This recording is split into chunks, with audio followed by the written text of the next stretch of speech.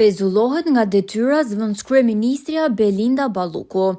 Mbesa e kriminalit komunist Beqir Balluku, e përkëdhelur nga elita e re postkomuniste dhe e ngarkuar me detyrën e lartë të zëvendëskryeministres me anë të një vendimi të GKK, pezullohet nga detyra dhe i ndalohet udhëtimi jashtë shtetit. Natyrisht, ajo ka disa ditë që është marrë pandehur dhe duhet të ishte pezulluar menjëherë nga detyra, sepse ajo këto ditë është marrë me shkatrimin e provave në kryeministri dhe ka trashur zërin sikur nuk është korruptuar dhe hajdute.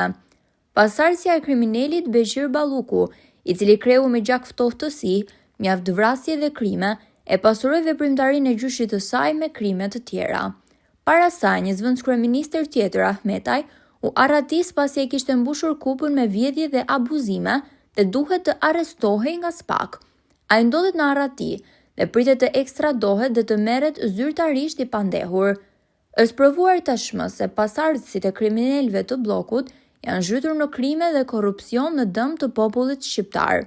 Ngrehina e partive politike që krijoi Ramiz Alia me elemente që shfaqnin besnikëri ndaj mbijetesës së bijve të bllokut, mbas rrëmujave teatrale të viteve 90, që fatkeqësisht konsiderohen si lëvizje që rrëzoi sistemin komunist në Shqipëri, tani ndodhet përpara gjykimit të një institucioni që nuk është vepër politike e legjislativit shqiptar, por një kryevepër e shtetit amerikan që në këtë rast ka detyruar kastën të bëjë një hierarki duke i marrë një për një si të pandehur nëpërmjet një mekanizmi të gjithpranuar që quhet SPAK dhe që vepron në vëzhgimin e rrep të Shteteve të Bashkuara të Amerikës. Përveç se i shpallur non grata nga departamenti i shtetit komunist Sali Berisha, është shpallur i pandehur nga SPAK për shpërdorim detyre e të tjerë dhe duke qenë i lirë vazhdon të keqpërdor Partinë Demokratike për qëllimet e tij, por edhe duke përgatitur një transferim të mundshëm tek Partia Demokratike tek familjarët e tij. Mëzi nuk bëhet që Partia e Antikomunistëve dhe e të përsekutuarve të shërbejë deri në qafthyrje një komunisti që shkatroi etjen për liri, drejtësi dhe dënimin e krimeve komuniste, duke shkelur dhe tronditur rënd klasën e përmbysur nëpërmjet një bande me sigurimsa dhe bij të komunistëve heretik. Komunisti tjetër në gjenez, moral dhe mbështetës delinkuent Ilir Meta, ish president, kryeministër e kryetar parlamenti, një ngordhësir komuniste i korruptuar dhe hajdut palimite që paturpsisht establishmenti i bandave politike e ngriti pa kurfar merite në sferat më të larta të shtetit, gjendet tani pas hekurave si i pandehur dhe me akuza të rënda.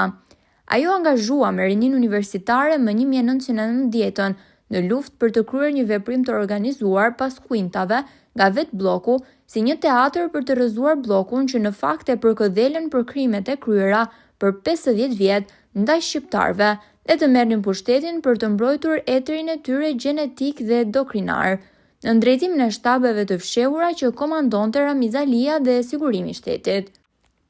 Ilir Meta mbetet politikani më kriminal dhe hajdut qesharak dhe arrogant që krijoi parti familjare. E drejtoi me gruan e tij dhe luan bllofin për t'i shpëtuar sadopak rrethanave kriminale ku është zhytur. Ashtu ndodhet pas hekurave Erion Veliaj, një hibrid i prodhimit komunist shartuar me brecit e pustave të Sorosit, që më tepër ngjan me urahipin e Shollovit dhe që establishmenti komunist i besoi Bashkinë e Tiranës.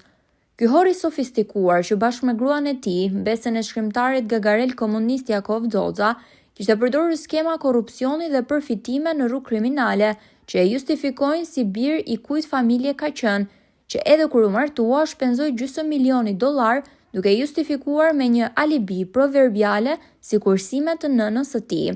Sorolop xhungle që ju var në qafë këtij populli të varfër, por që nuk tregon pikën e pendimit dhe vazhdon rrugën e krimit edhe në burg që është duke vërtetuar plotësisht se çfarë lind nga macja do gjuaj minj.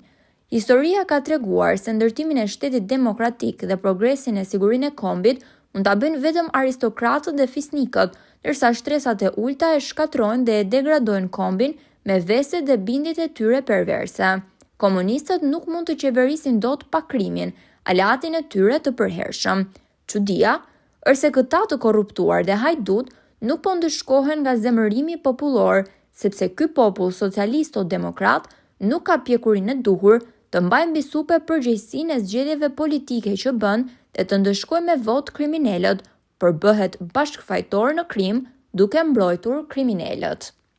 Nga Ferdinand Sulaj.